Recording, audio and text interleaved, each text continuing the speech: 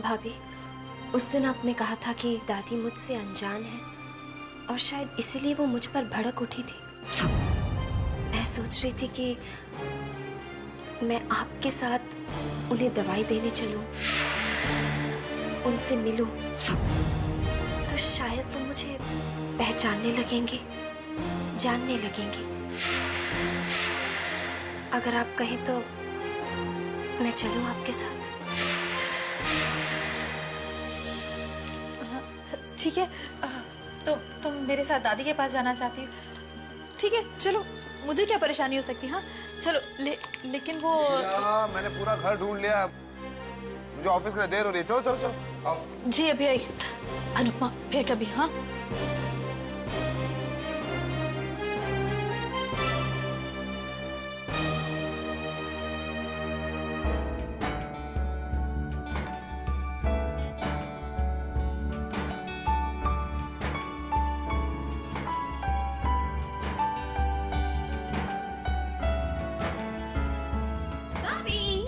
Cooking चल रही है और वो भी गाजर का हलवा। तुम्हें पसंद है? मुझे तो बहुत पसंद है। और मुझे क्या, मेरे तो शाहरुख खान को भी पसंद है। भाभी, मैं थोड़ा सा चख लूं? बस 1 मिनट, अभी पक जाएगा। खुशबू तो इतनी अच्छी है, मुझे अभी चाहिए। प्लीज थोड़ा सा, 1 स्पून पर मुझे अभी अभी अभी चाहिए। अच्छा, अभी लाती हूँ। ओके।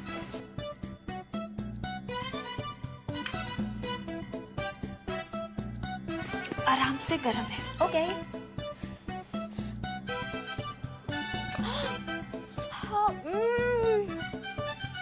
ये तो बहुत टेस्टी है, बहुत टेस्टी है भाभी। काश ये गाजर का हलवा मैं अपने शाहरुख को खिला पाती। पहले तुम तो खा लो। पता है भाभी, इस घर में ना सबको गाजर का हलवा पसंद है।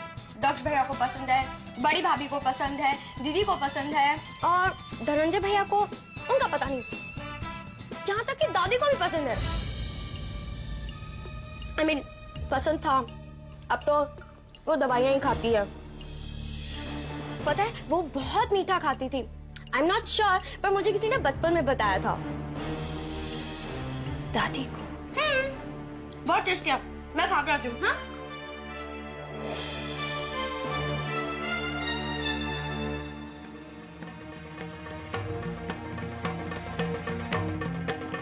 तो मुझे मार डालना चाहती है ना?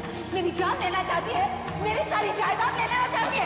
तुझे क्या लगता है मैं तुझे छोड़ूंगी? मैं तुझे छोड़ूंगी?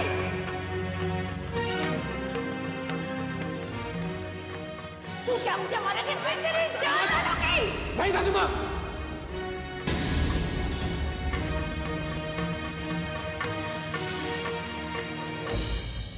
जो कुछ भी उस दिन दादी ने मेरे साथ किया, उसमें उनकी कोई गलती नहीं थी।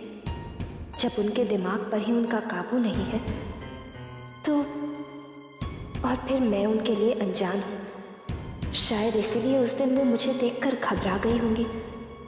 मुझे भी भाभी की तरह दादी से दोस्ती करनी होगी, उनकी सेवा करके उनके करीब जाना होगा।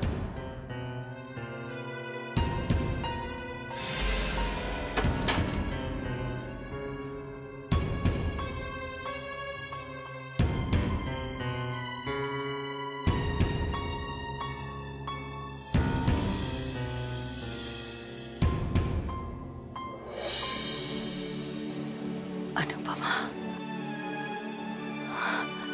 दादी जी, मैंने गाजर का हलवा बनाया था, पता चला आपको भी पसंद है। अनुपमा, तू मुझसे मिलने आई है?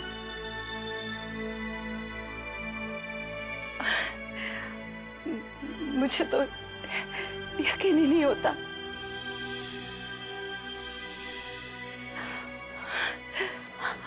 बेटा, आओ, यहाँ बैठो, मेरे पास बैठो।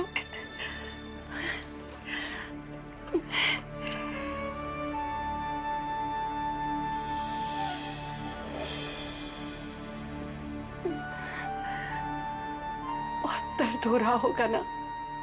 जी नहीं। मैंने जो कुछ भी किया खुद से नहीं किया। मैं तो सपने में भी तुम्हें चोट नहीं पहुंचा सकती बेटा। कोई बात नहीं दादी जी, आप चख कर देखिए ना, बताइए कैसा बना है।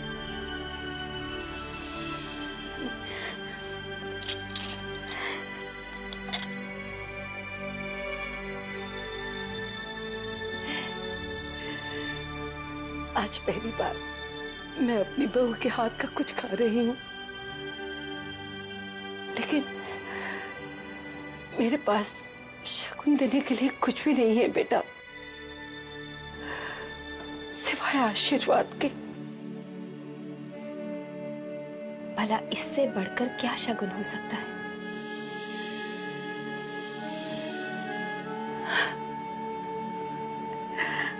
खुश रहो बेटा, खुश रहो, और भगवान तुम्हें शक्ति दे कि आने वाली मुसीबतों का तुम सामना कर सको। मतलब? तू नहीं जानती बेटा, न इस घर के राज, न इस घर के दुश्मनों को।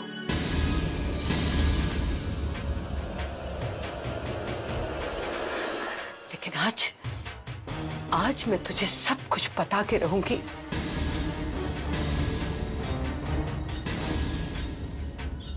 शायद भगवान ने तुझे इसीलिए मेरे पास भेजा है कि तू मेरा साथ दे सके।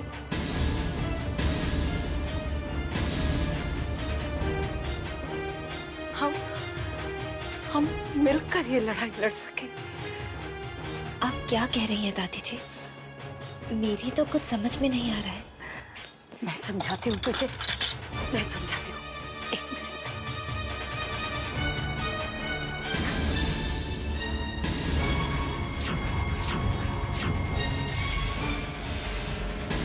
अनुपमा,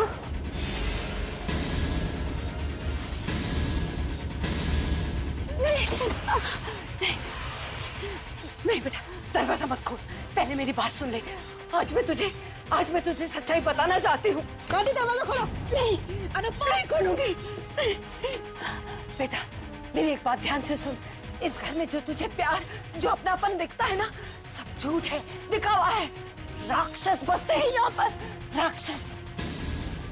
दादी दरवाजा खोलो, दादी दरवाजा खोलो। अनुपमा प्लीज मेरी बात सुनो। दादी दरवाजा बेटा तू घबरा मत, ये लोग जैसे दिखाई देते हैं ना वैसे है नहीं। तू मेरी बात सुन बेटा, मैं पागल नहीं हूँ, ये भी इन लोगों की साजिश है। मान तू, मैं पागल नहीं हूँ बेटा। अनुपमा दरवाजा खोलो, अनुपमा प्लीज। ये लोग राक्षस हैं, इनसे बचना। देखो तुम दादी से दूर रहना, तुम घबराना नहीं बेटा, मैं आ रही हूँ। अनुपमा किसी भी तरह दरवाजा खोलो, अनुपमा प्लीज। इन लोग नहीं बेटा, दरवाजा मत खोलो, पहले मेरी बात पूरी होने दो। तू नहीं जानती बेटा, बड़ी मुश्किल से ये मौका आज आया है, अगर ये गवा दिया तो फिर ये मौका नहीं मिलेगा। तू मेरी पूरी बात सुन के जा बेटा। अनुपमा किसी भी तरह दरवाजा खोलो, अनुपमा प्लीज। नहीं मैं नहीं खोलूंगी दरवाजा, नहीं। अनुपमा। मीरा, मीरा क्या हुआ? मीरा,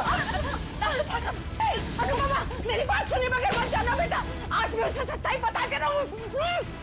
तुम ठीक तो हो ना? भाभी, भाभी दरवाजा खोलो, भाभी। दादी दादी प्लीज, दादी दादी, मीरा दरवाजा खोलो। मीरा, दादी कुछ मत करना मीरा को। भाभी, भाभी आप ठीक तो है ना भाभी? दादी अगर भाभी को कुछ हो ना तो मैं आपको कभी माफ नहीं करूंगा।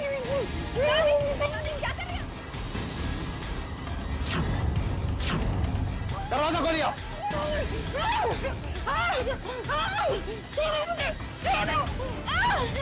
दादी छोड़िए भाभी को।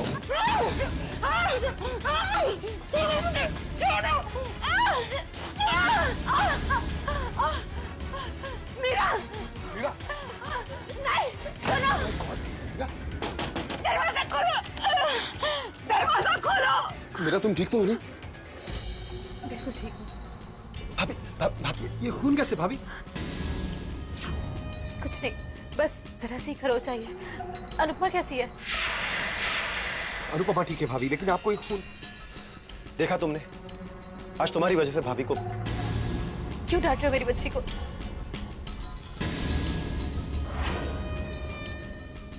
इसकी कोई गलती नहीं है, गलती इंसान से ही होती है ना। देखो अनुपमा, बस तुम एक वादा करो कि दोबारा तुम दादी के सामने कभी नहीं आओगी। बोलो अनुपमा, तुम फिर कभी इस कमरे में नहीं आओगी। वादा करो अनुपमा मुझसे। मैं वादा करती हूँ भाभी, आज से मैं वही करूंगी जो आप कहेंगी। मुझे माफ कर दीजिए।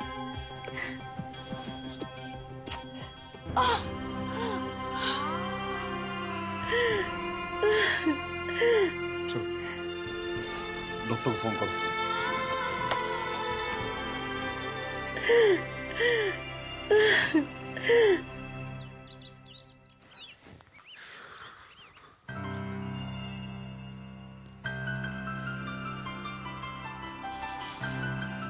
अरे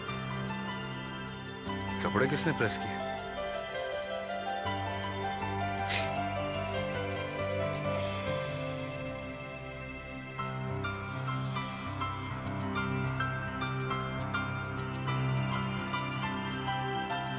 कमाल है।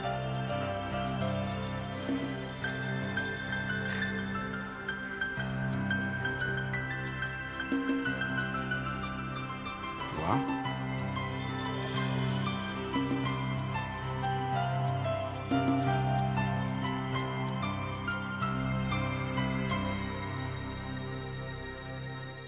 पापा, मैं जानती हूँ कि मैं चाहकर भी अनुपमा दीदी जैसी नहीं बन सकती, लेकिन कोशिश तो कर सकती हूँ ना।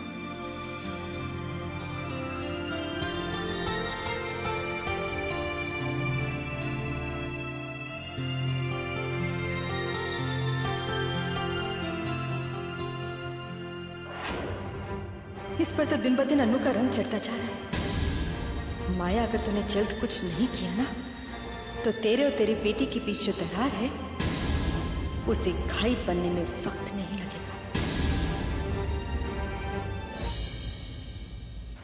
नेवले से दोस्ती इसलिए की थी कि हम सांप से बच जाएं, लेकिन ये नेवला हमारे जान का दुश्मन बन गया है।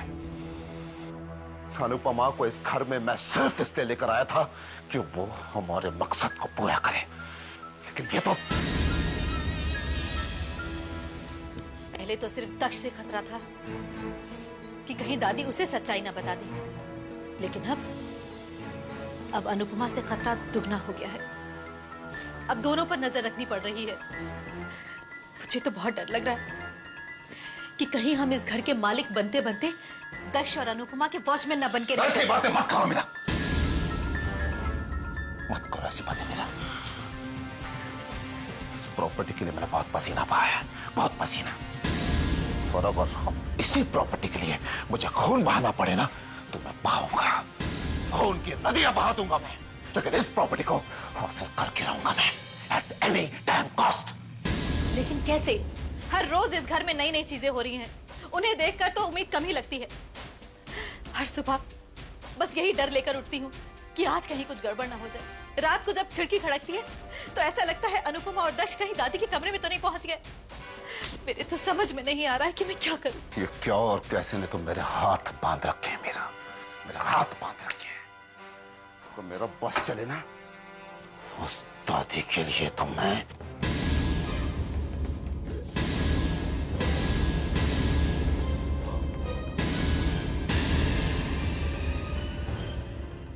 दादी के लिए तो मैं मीरा, मैं अपनी जान दे दूं। ये क्या कह रहे हैं आप?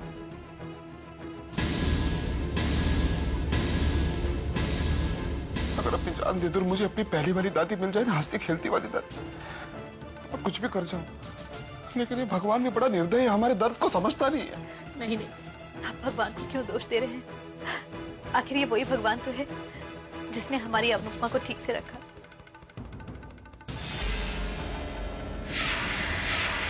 अगर आज उसे कुछ हो जाता तो? अरे अनुपमा, मुझे माफ कर दीजिए, माफ कर दीजिए मुझे।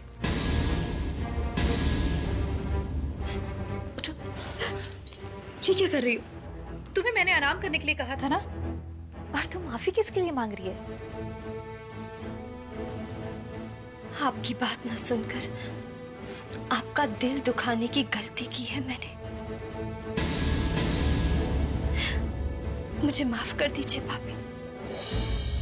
आपने मुझे बताया भी था कि दादी जी,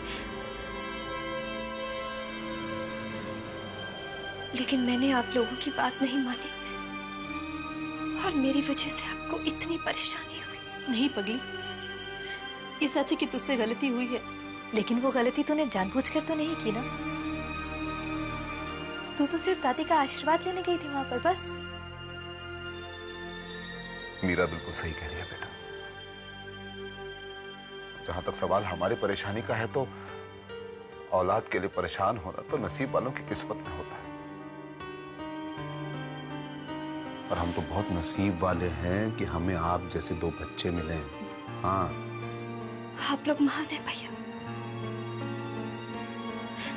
महान है आप लोग। मैं ही नादान थी जो। बस अब ये आंसू पोंछ लो और मुझसे वादा करो कि ये गलती दोबारा नहीं करोगी, क्योंकि अगर तुम्हें कुछ हो गया तो हम दोनों भी। नहीं भाभी, मैं आपसे वादा करती हूँ कि अब से आप जैसा कहेंगी मैं वैसा ही करूंगी, और ऐसा कोई काम नहीं करूंगी जिससे आपको परेशानी हो। शाबाश मेरी बच्ची, शाबाश।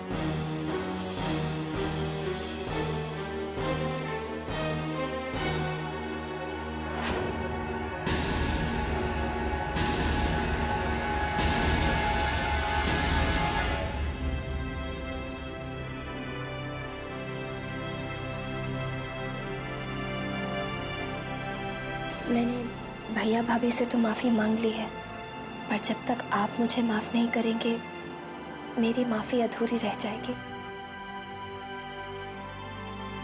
आप सब मेरी खुशी के लिए इतनी चिंता करते हैं और मैं हमेशा सबको दुख देती हूँ, लेकिन मैं वादा करती हूँ आज के बाद मैं ऐसा कुछ नहीं करूंगी जिससे किसी को दुख पहुंचे। बस आप मुझसे नाराज। अनु, देखो, भाभी ने बहुत दुख सहे हैं दादी की वजह से, और मैं नहीं चाहता कि उन्हें और दुख दें। मैं बस इतना ही कहूंगा कि भाभी जैसा चाहती है तुम वैसा ही करना, और प्लीज प्लीज दादी से दूर रहना। मुझे बिल्कुल अच्छा नहीं लगता जब वो तुम्हें।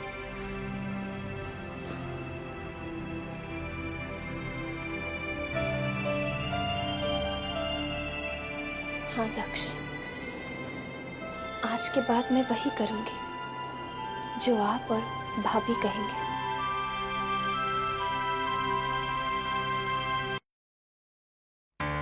वकील साहब, कुछ ऐसा नहीं हो सकता कि ये सारी प्रॉपर्टी जैसे हैं वैसे ही रहे और अनुपमा के नाम पे ट्रांसफर करने के बजाय सीधा 1 साल बाद हम दक्ष के नाम पे ट्रांसफर कर दें? No, it's not possible, mister Singhania.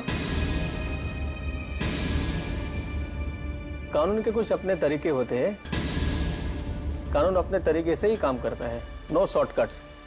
और फिर प्रॉपर्टी दक्ष के नाम रहे या अनुपमा के नाम, आखिर वो भी आपके घर का ही हिस्सा है ना।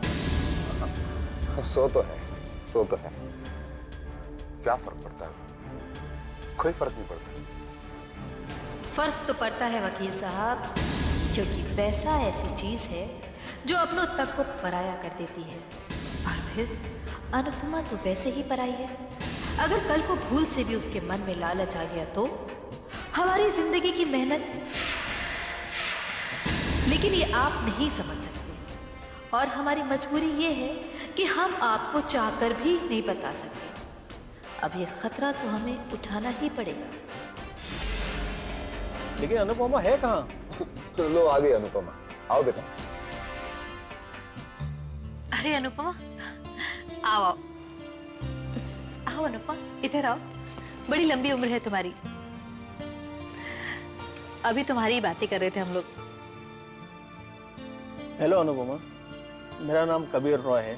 आई एम ए लॉयर जो 20 साल से आपकी अमानत आपको सौंपने के लिए आपका इंतजार कर रहा हूं। ये लीजिए। जी ये इसमें आपके पति मिस्टर दक्ष के दादाजी की वसीयत है, जो उन्होंने मेरे पास रखवाई थी। इस वसीयत के मुताबिक सिंघानिया खानदान की सारी प्रॉपर्टी के मालकिन आप हैं।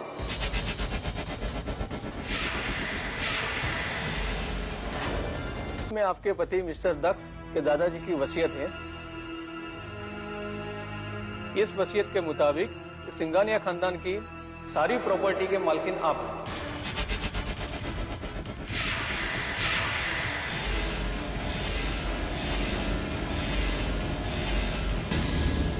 जी दक्ष के दादाजी मिस्टर देवराज सिंघानिया ने वसीयत की थी कि जब भी दक्ष की शादी होगी तो उसकी सारी प्रॉपर्टी, उनका सब कुछ दक्ष की पत्नी के नाम हो जाएगा और इस सब पर तब तक उसका अधिकार रहेगा जब तक कि इस शादी को 1 साल पूरा नहीं हो जाता। अगर उसके बाद वो चाहे तो ये प्रॉपर्टी दक्ष के नाम कर सकती है और इसीलिए दक्ष की पत्नी होने के नाते सिंघानिया खानदान से जुड़ी हर चीज पर अब से आपका अधिकार है। अब आप इस प्रॉपर्टी की अकेली मालकिन हो।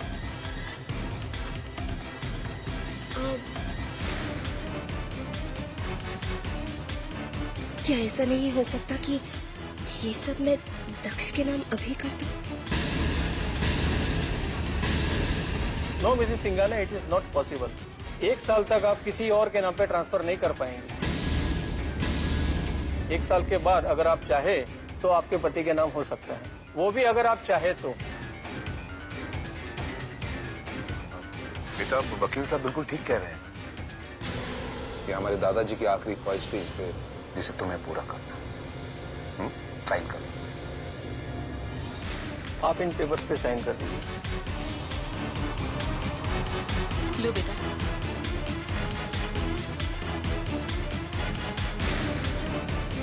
साइन कर दो।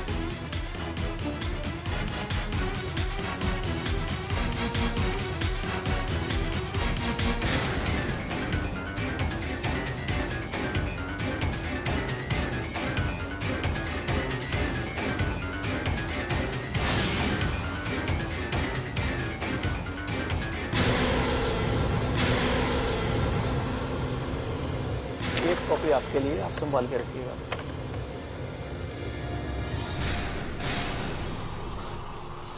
ओके एवरीबॉडी, मैं चलता हूँ। आई मैं बाहर तक छोड़ दूँ। हम जिसका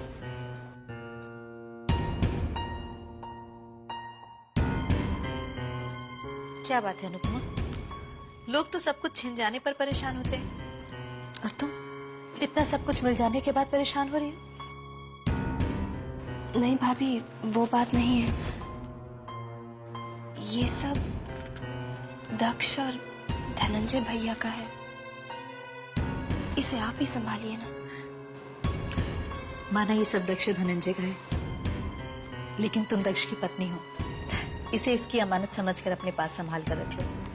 और सिर्फ 1 साल की तो बात है, उसके बाद तुम चाहो तो इसे वापस कर देना। क्यों दक्ष? भाभी ठीक कह रही है अनुपमा, ये फाइल तुम अपने पास ही रखो। देखो, दादाजी ने जो फैसला लिया था वो कुछ सोच समझ कर ही लिया होगा और हमारा ये फर्ज बनता है कि उनके इस फैसले की रिस्पेक्ट करें। सो ये पेपर्स तुम अपने पास ही रखो।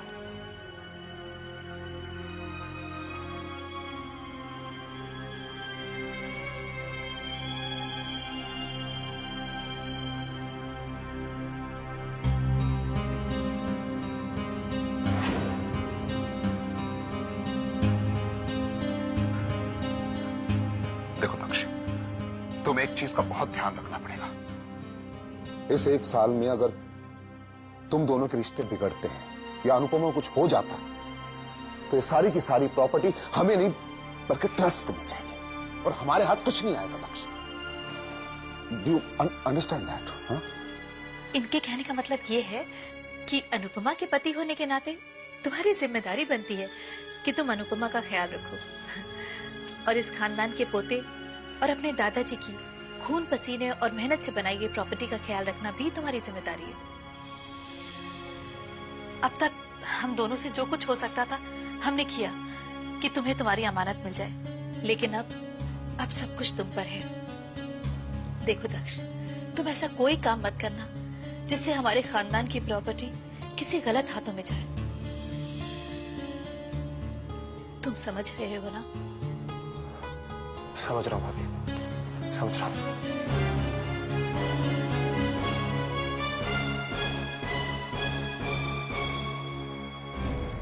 दक्ष के दादाजी मिस्टर देवराज सिंघानिया ने वसीयत की थी कि जब भी दक्ष की शादी होगी तो उसकी सारी प्रॉपर्टी, उनका सब कुछ दक्ष की पत्नी के नाम हो जाएगा। आखिर दादाजी ने ऐसी वसीयत क्यों बनाई? वो सीधे सीधे भी तो ये प्रॉपर्टी दक्ष के नाम कर सकते थे, और सब कुछ दक्ष के नाम ही क्यों? धनंजय भैया भी तो इसी घर के बेटे हैं, तो फिर उन्हें कुछ क्यों नहीं?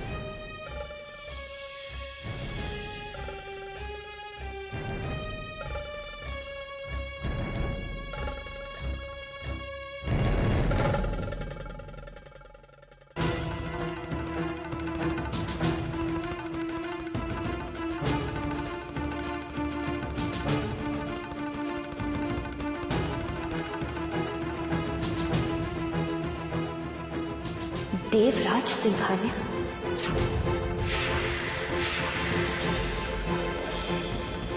आज मुझे यकीन हो गया कि आज से 20 साल पहले देवराज सिंघानिया ने जो निर्णय लिया था बिल्कुल सही था बेटा। यानी उस दिन दादी जी इस वसीयत और दादाजी की ही बात कर रही थी। कहीं उनके वो सब कहने की वजह ये वसीयत ही तो नहीं?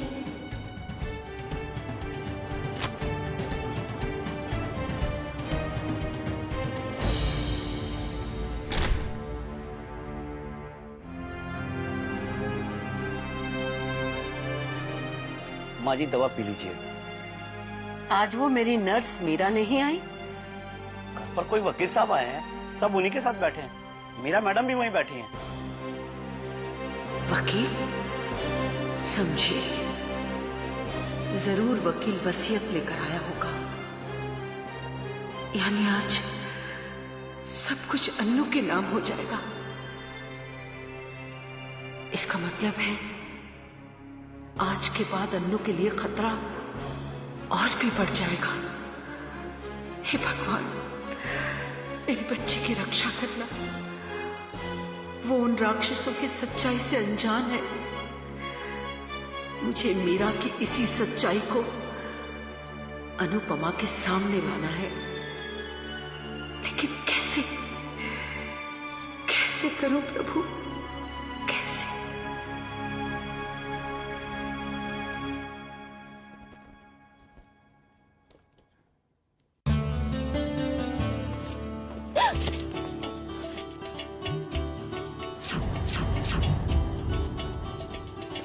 दक्ष, आपने तो मेरी जान ही निकाल दी थी। जान तो हम खुद आपके कदमों में लिए बैठे, बस आपके हुक्म का इंतजार है। जब आप कहेंगी हाजिर कर दें। ये आप क्या कर रहे हैं? प्लीज उठिए ना। आपके सामने सर झुकाए बैठे हैं। और पहले तो आप सिर्फ हमारे दिल की मलिका थे, लेकिन अब इस पूरे सिंघानिया साम्राज्य की अकेली मलिका है। आप सिर्फ हुक्म कीजिए और हम उसे बजा देंगे। I mean, बजा लाएंगे।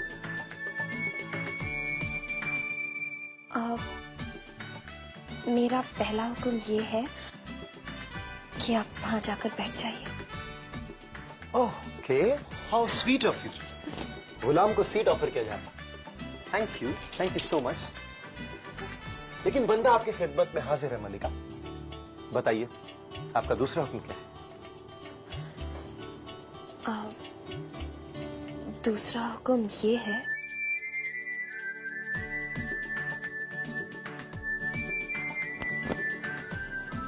कि आप ये रख लीजिए। मगर ये हम कैसे कर सकते हैं मलिका आजम? ये तो आपका। दक्ष, मैं ये नहीं रख सकती। ये सब तो आपका है, आपका और धनंजय भैया का। प्लीज आप इसे रख लीजिए, please. Thanks Arun, and thank God कि तुम्हें चुनने में मुझसे कोई गलती नहीं। अगर तुम्हारी जगह कोई और होता तो 1000 करोड़ की इस प्रॉपर्टी के पेपर्स इतनी आसानी से मेरे हवाले ना करता।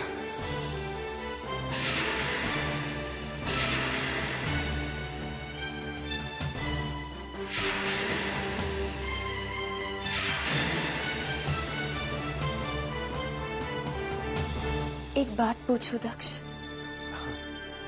दादाजी ने ये वसीयत आपके और धनंजय भैया के नाम क्यों नहीं की?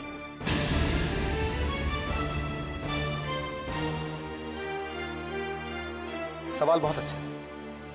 वैसे ये पता करने के लिए तो मुझे दादाजी के पास ऊपर जाना पड़ेगा। तुम कहो तो मैं जाकर पूछ के आऊं? दोबारा ऐसा मत कहिएगा। I'm sorry. देखो अनुपमा, दादाजी ने ये विल इस तरह क्यों बनाई ये तो मुझे भी नहीं पता। जब से समझना शुरू किया है तब से बस यही विल देखता आ रहा हूं। ना किसी ने मुझे इससे ज्यादा कभी कुछ बताया है और ना ही मैंने पूछने की जरूरत समझी।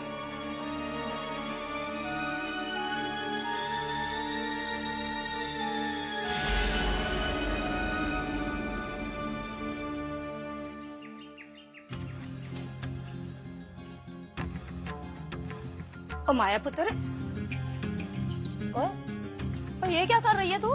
हैं? अरे माँ, मेरी बेटी मेरे हाथों से निकली जा रही है और मैं कुछ नहीं कर पा रही।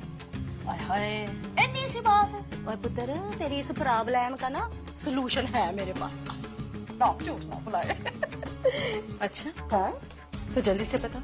ना ना, ऐसे नहीं बताने वाली। पहले रिश्वत दे मुझे, ब्रैब ब्रैब। अरे माँ बताओ तो सही। अच्छा ठीक है, पहले बोल मैं बहुत स्मार्ट हूँ। अरे माँ चलो ठीक है, मैं हूँ बहुत स्मार्ट। तू नहीं, तेरी माँ, मैं कांता, मैं बड़ी स्मार्ट हूँ। माँ तुम बहुत स्मार्ट हो। Thank you. अब बताओ। ना ना अभी नहीं, अब तू बोल माया की माया थल्ले और कांता की कांताई पल्ले पल्ले। बोल। माँ तुम मेरी माँ हर लिहाज में तुम मुझसे बहुत ज्यादा इंटेलिजेंट, मुझसे बहुत ज्यादा स्मार्ट हो। ओके? ना ना not okay, repeat repeat. Get it? ओए होए ना, एनी खाम इरिटेट हो रही है माया पुत्र।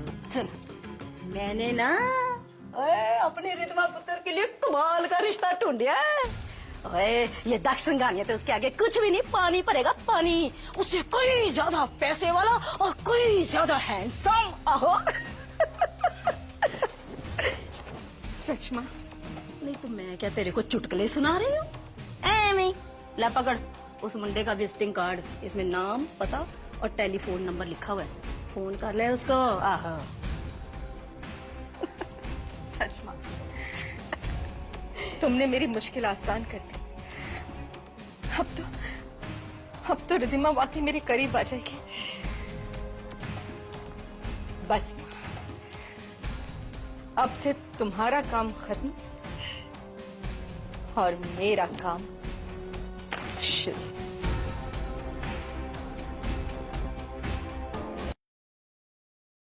मैं कुछ नहीं जानता, कल सुबह एक कंसाइनमेंट किसी भी हालत में डिस्पैच हो जानी चाहिए। Okay, that's final. अरे हाँ, याद आया, वो मेहता की फाइल का है।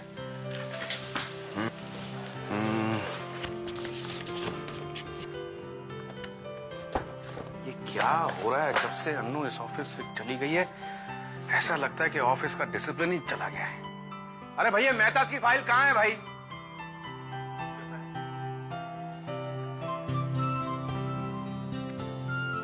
मेहता की फाइल? ये फाइल तुम्हें कहाँ मिली? पता नहीं सर। चलो कम से कम मेहता की फाइल तो मिल गई। Thank God. कहाँ रख दिया मैंने सीडी? देखा, सीडी नहीं मिलेगी। अन्नू होती ना यहाँ पर तो ऐसा कुछ नहीं होता। इतना केओस है ऑफिस में उसके चले जाने के बाद। अरे कहाँ रख दिए भाई? अरे ये मेहता की प्रेजेंटेशन सीडी कहाँ है?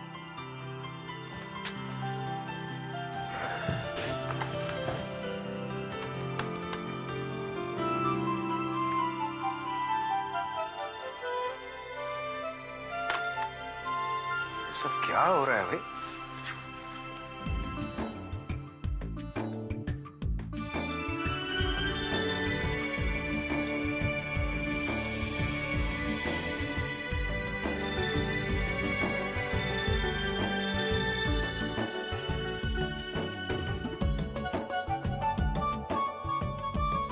I love you, पापा। अनु बेटा,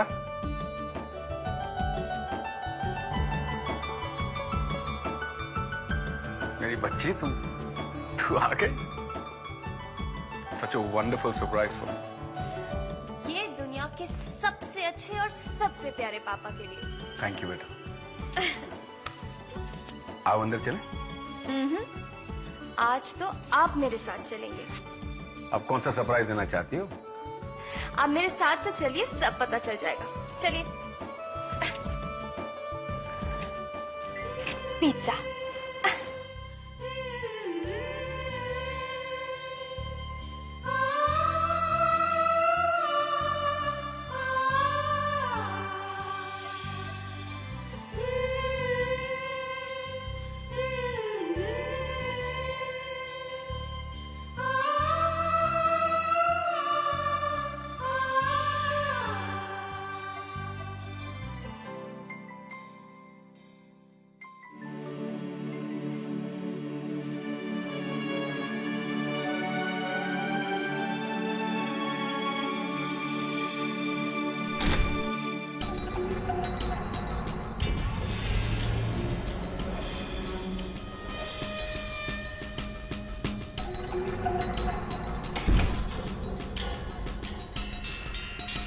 क्या बात है, आज बड़ा मुस्कुरा रही है। लगता है मेरी दवाओं ने असर दिखाना शुरू कर दिया। तेरी दवाओं का तो पता नहीं मीरा, लेकिन इतने सालों में जो बद्दुआएं मैंने तुझे दी है, उसने अपना असर दिखाना जरूर शुरू कर दिया है। क्या बक रही है बुढ़िया? बक नहीं रही हूँ, आईना दिखा रही हूँ तुझे।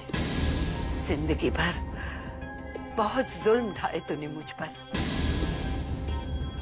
कौन सा ऐसा पाप है जो मेरी जायदाद पाने के लिए तूने नहीं किया हो?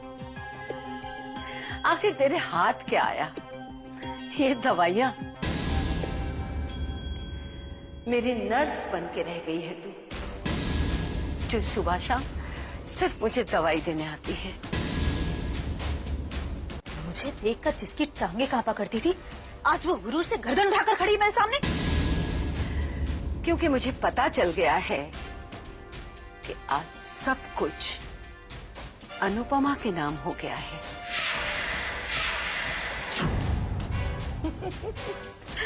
ये बंगला, ये दौलत, सब कुछ अनुपमा के नाम हो गया है, सब कुछ। अब तू और तेरा वो पति अपनी छोटी से छोटी जरूरत के लिए अनुपमा के मोहताज नजर आओगे।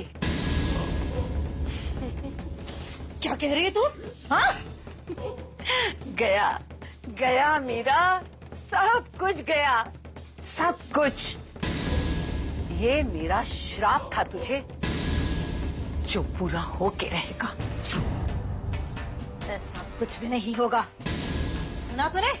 ऐसा कुछ भी नहीं होगा। तेरा कोई भी श्राप और तेरी कोई भी बद्दुआ मेरा रास्ता नहीं रोक सकती। माना माना आज सब कुछ अनुपमा के नाम हो गया है, तो क्या हुआ? खजाने की चाबी तो वो चौकीदार के पास भी होती है। इसका ये मतलब तो नहीं कि वो राजा बन गया। तुझे पता नहीं है शायद बुढ़िया, कि ठीक 1 साल के बाद ये सारी जायदाद अनुपमा को दक्ष को वापस करनी पड़ेगी। और तब दक्ष की लगाम मेरे हाथों में है। आज लगाम भले ही तेरे हाथों में हो, लेकिन अगर कहीं दिल अनुपमा की तरफ मुड़ गया तो तेरी ये लगाम तेरे हाथ में धरी रह जाएगी और दक्ष आजाद हो जाएगा। अनु दक्ष की पत्नी है और इस रिश्ते की ताकत का तुझे अंदाजा नहीं है। लगाम खींचती रह जाएगी।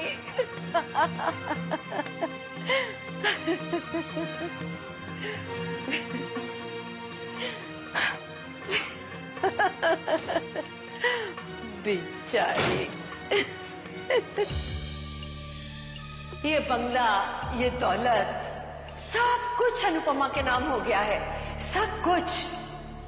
अब तू और तेरा वो पति अपनी छोटी से छोटी जरूरत के लिए अनुपमा के मोहताज नजर आओगे। जब से ये अनुपमा इस घर में आई है, इस बुढ़िया की हिम्मत बढ़ती ही जा रही है। आज तो ये बुढ़िया मुझे देख के सिर्फ हंस रही थी, लेकिन अगर ऐसे ही चलता रहा तो ये मेरे सर पर खड़ी होकर तांडव जरूर करेगी। ये सब हो रहा है उस अनुपमा की वजह से। मुझे कोई ना कोई इंतजाम तो करना ही पड़ेगा, लेकिन मैं करूं भी तो क्या करूं और कैसे?